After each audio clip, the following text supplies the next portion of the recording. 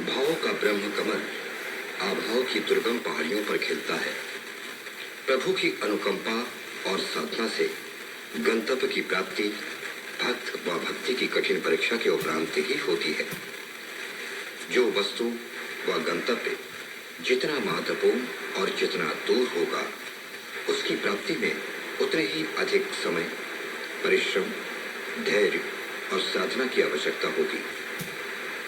दया सिंधु भगवान जिसको जिस योग्य समझते हैं, उन्हें उनकी योग्यताओं के अनुरूप दायित्वपूर्ण भूमिकाएं सौंपते चले जाते हैं। ईश्वर कभी भी अपने भक्त को कुछ भी अनिष्टकारी वस्तु उपहार में नहीं देते। अज्ञानतावश हम उसे बुरा और अनिष्टकारी समझ बैठते हैं।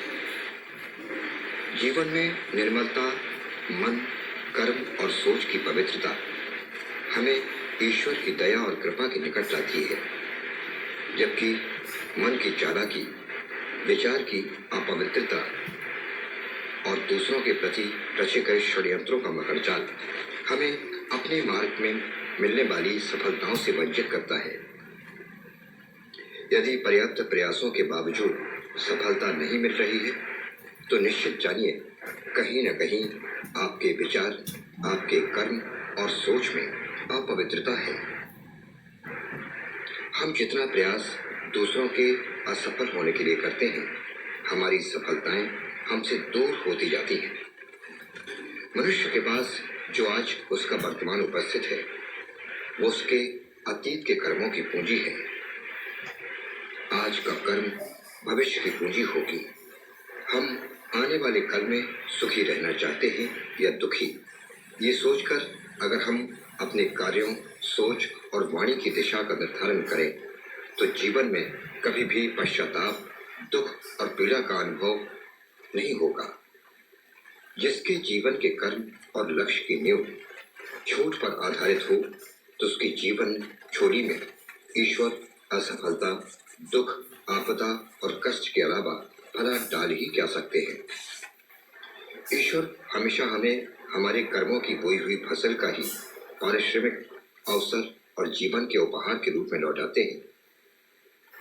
आखिर मन, कर्म और वाणी से हमने जीवन के प्लाट में जो कुछ बोया होगा, काटने के लिए भी तो हमें वही फसल मिलेगी। आज आपके पास जो भी सफलता या असफलता है, उसके जिम्मेदार केवल और केवल आप ही हो। इसीलिए ऐसे कर्म बीज बोए जिनकी उपज की प्राप्ति से हमें भावी जीवन में आनंद, गर्व और असली सुख की अनुभूति हो। और यह तभी संभव है जब हम ईश्वर द्वारा सौंपी गई जिम्मेदारियों का निर्वहन पूरी ईमानदारी, पवित्र भावना और शुभ कर्मों से करें।